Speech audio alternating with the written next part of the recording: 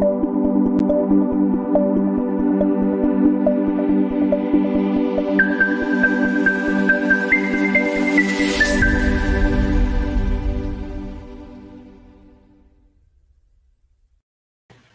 right, so here we are, another Sunday sit down. Man, time flies so fast, right? 2020 is almost done, the week's done. So I hope everybody's doing well and healthy despite all the things that are going on in the world.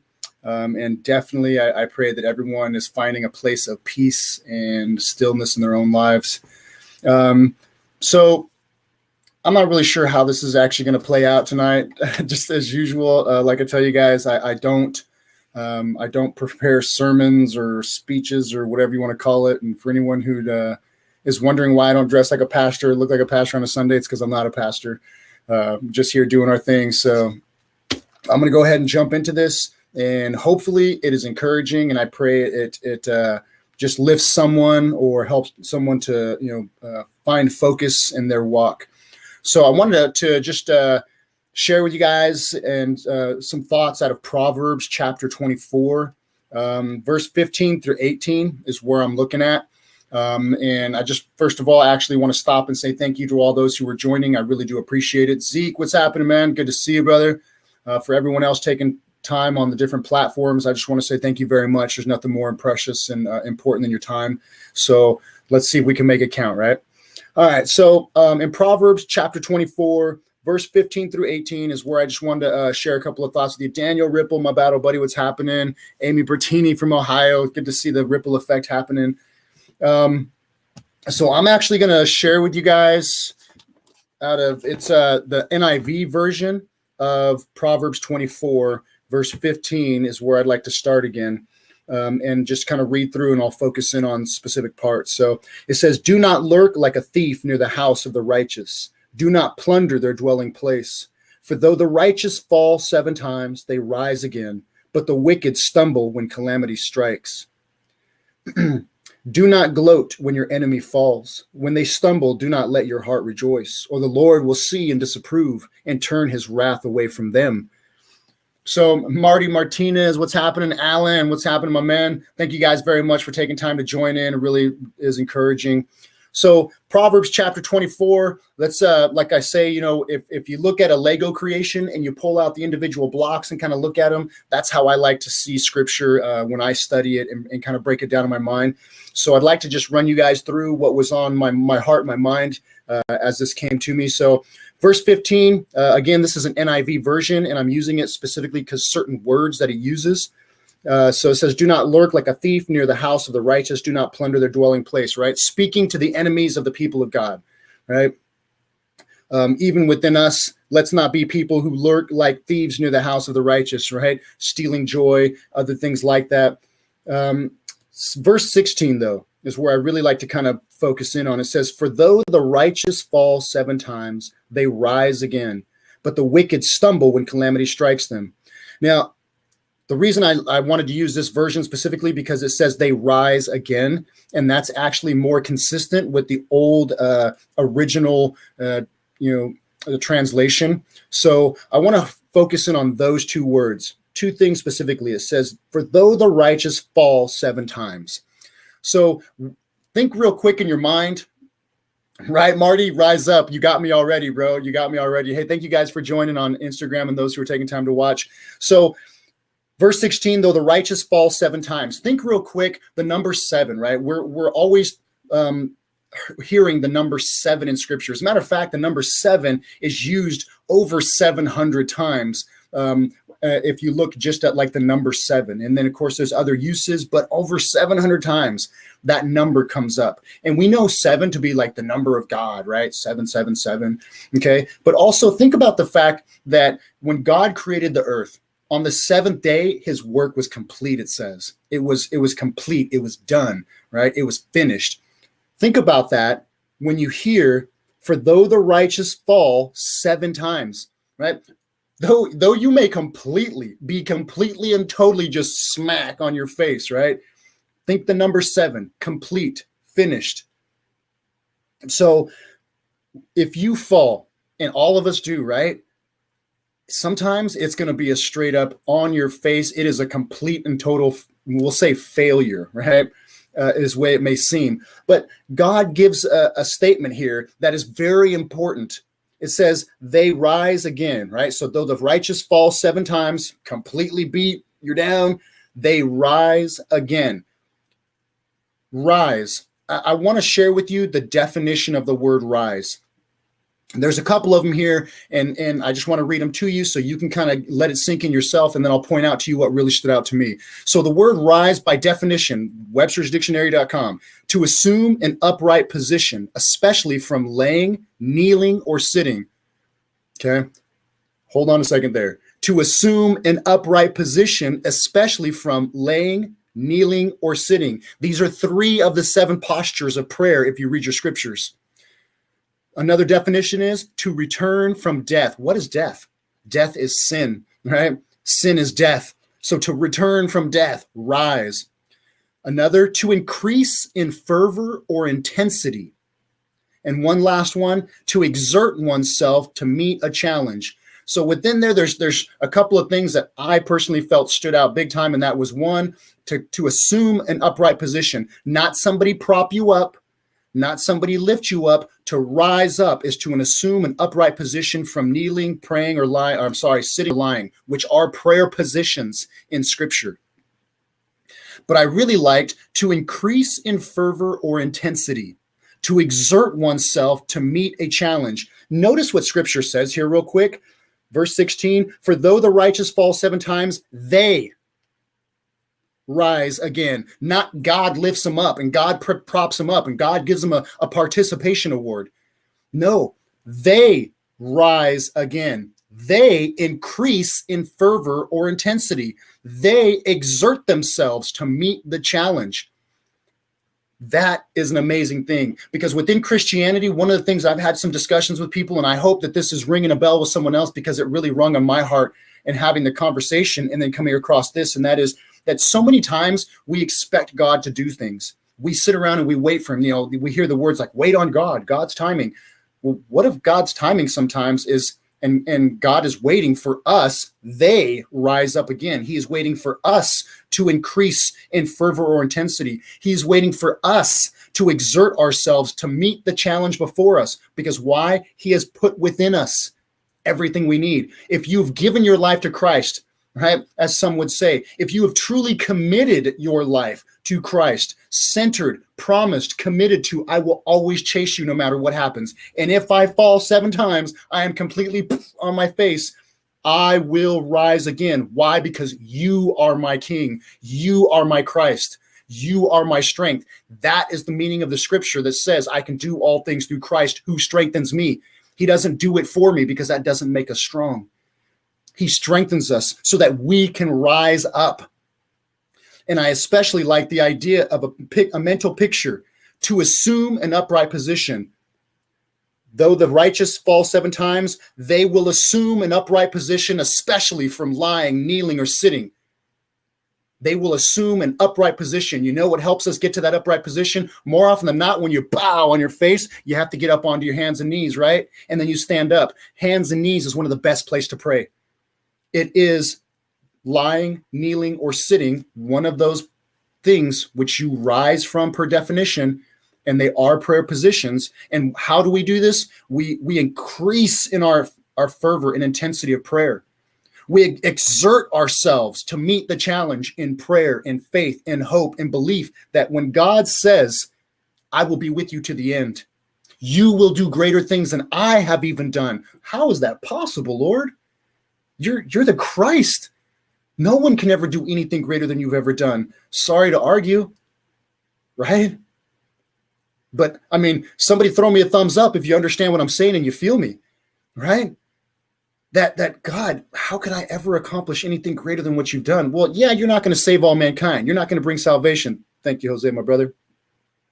But you do have within you the ability to carry the Spirit of Christ, continue to carry on that message, that pointing of a way to him, right? Remember, Christ was not his last name. It was a title. His name is Jesus, Yeshua, Joshua, right? The one who brings salvation or victory.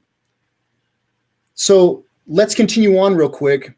to finish this verse 16, for though the righteous fall 7 times, right? We talked about that. They rise again. We spoke about that.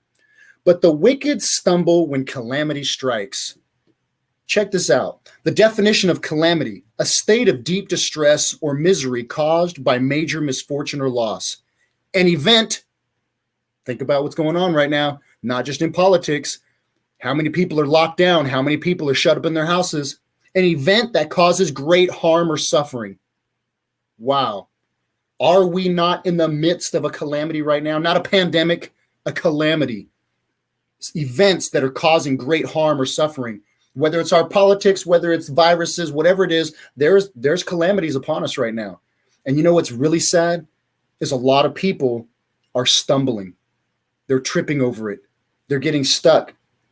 The wicked stumble when calamity strikes. There is another version. I think I might have it open to it. Let's see real quick. This one here says, but the wicked shall fall by calamity. Tough times prove who we are, yeah? Has anybody ever watched that movie, Oh Brother, Where Art Thou? Tough times bust a chump, right? One of my favorite lines from that movie next to my hair, right? But the fact of the matter is that tough times do bust a chump. In truth, those tough times prove that many people who claim that they have faith in Jesus, they're Christians or whatever it may be, sorry, but tough times, calamity strike, and it proves they're full of crap. Why? Because they completely fall apart. They fall into a deep distress. Why? Because they're not hanging on Christ. They haven't centered their lives on him. When you center your life on him, he told you, hey, you're going to have a lot of tough times. I'm telling you this so that you'll know. But remember, I have given you the ability so that you, they, the church, us might rise up after everything that hits us. I know people have been physically abused, mentally abused, sexually abused. Take your pick. There is people here, and then we have all suffered things like each other. We know betrayal. We know sorrow. We know distress or depression. We know these things one to another. How? Doesn't always matter. But we know these things as human beings. And sometimes that's suffering, man. It is complete and total. Man, it wipes you out. Abuse, rejection, betrayal, those things wipe you out sometimes. It is a number 7, right? A number 7 type fall. It's complete and total, but God has given you the strength that when you fall 7 times, totally wiped out, they rise again. And we are the people at this time in history who can show, just like many of us like, oh God, back in the days when they did this, and go God, back in the days when there was revival, or there was healings, or there was, oh my gosh, today is our day, my friends. Today is our day. Let us not wait for, let us not seek to rehash an outpouring of the Spirit and tongues of fire and Pentecost. No, let's look for our day. Our day. The tongues have already come. The gospel's been spread, but what about our hearts? Do we have hearts of fire? Are we praying, God, give me a heart of fire? Give me an increase in fervor and intensity on the one thing you said I needed, love for another. Give me the intensity to exert myself to meet the challenge, because today the challenge is screw your neighbor. Who cares? They're on the other side of the line. They believe in this guy. They support that guy. They aren't for this new movement. No. Let us have hearts that burn so fully, so thoroughly that we assume an upright position, especially from our prayer life or positions, lying, kneeling, or sitting. In a sense, we return from death. Recall, Scripture said that in the last days, that people's hearts would run cold. They would be lovers of themselves. So is this not the revival we're looking for? And how do we keep track? Here's how you keep track. Here's how to be a person of God. Do not gloat when your enemies fall. When they stumble, do not let your heart rejoice. Whether Trump wins or Biden wins, let us not be people like this. I told you so, right? Because there's going to be a lot of that kind of trash. Because why do we not want to do these things? The Lord will see and disapprove and then turn his wrath away from them. Yikes. He takes his mercy and his spotlight of mercy and moves it to them, because we don't want to stay in that and include others into it. Remember, doctrines divide, politics take partisanship, right? Create partisanship, but the gospel gathers. Love overcomes. So in a time or a season when we're seeing a lot of things which could be defined as the very definition of calamity, right? As scripture says, the very definition of calamity, an event that causes great harm or suffering, and a lot of people are suffering. A lot of harm is being caused right now. But it's okay, because when the righteous fall 7 times, they rise up. Not Jesus gets them up, pulls them up, pats them on the butt, and gives them an award for participating. No, they rise up. This is when each one of you on here and each of these platforms, this is where you can make a decision to not recommit your life at some altar call, but recommit your heart to a complete and total burning desire that, Lord, I want to increase in fervor and intensity for my love for others, so that way I don't gloat or find joy and rejoice when others stumble. Whether I think they're right or wrong, they're still your children. I wouldn't want someone doing that to me. Lord, help me, fill me, give me a burning heart to exert myself to meet the challenges of the day, of the family, of the home, of the job, whatever it may be. And what is that great challenge? Jesus said, "This one commandment I give unto you, to love others as you would be loved, as I have loved you, sparing nothing." Lord, I stumble sometimes, like number 7 stumble in that area sometimes, but I trust your word that you have put within me something that says, you know what, Lord, I'm not sitting here waiting, Lord, raise me up, Lord, pick me up, somebody get my sorry butt up off the ground. No, they have the power. They rise up again, but the wicked will stumble when calamity strikes. How amazing and beautiful are the promises of God. How amazing and beautiful is the spirit he has given to each one of you who have committed your life to him, not just in a sinner's prayer, not just at an altar call, not just because, oh, I was baptized while I was a baby. Hey, every day, let us wake up and recommit to these things. Many people ask me, hey, tell me about when you found Christ. Tell me about your story. And I'm like, bro, I find Christ every day. Why? Because finding him yesterday is not good enough for me for today. And who knows if today's not going to be my number 7. Oh. But because I continue to seek, I continue to exert myself to meet the challenges he puts before me and allow them to increase my fervor, my intensity for him. Not be like, oh man, I'm going to pine away under my faults and I suck. Trust me, I'm sure all of us understand and know to a degree what it means to detest the flesh, to detest being human sometimes, fallen or broken, but that only increases our fervor and intensity to raise and exert ourselves to meet the challenge. And how do we do that? We assume the right position, especially a position of prayer. And in the end, we will assume the upright position, especially from positions of prayer, lying, kneeling, or sitting. That's the definition of the word per Webster's dictionary. Those are prayer positions. I hope and see that you guys catch the real vision of what 120 Army is about. It's not preaching, it's not religiousizing, it's not building a campus or anything. This is about, you guys, let's truly find that fire within ourselves. That it's not like, oh no, I got this, Lord, but it's like, you know what? As the Lord is walking to you to put his hand out, you're already getting up off that ground. Because when the righteous fall, as we all do, they rise again. So I hope that's encouraging to someone. I don't want to drag it out longer than it needs to be. Let us focus on those things so that way we do not get caught up in gloating or finding joy when our enemies stumble. When someone who's offended us finds pain and sorrow in their own lives, let us be the first to rush to them. Let us be the first to come to them and say, hey, I know how it feels. Here, let me help you up. You got this. You got this. Why? Because I believe in someone named Jesus. And Jesus is the Christ who didn't just take a crown for himself. He said, I'm going to give you crowns too. I'm going to lead you in the way too.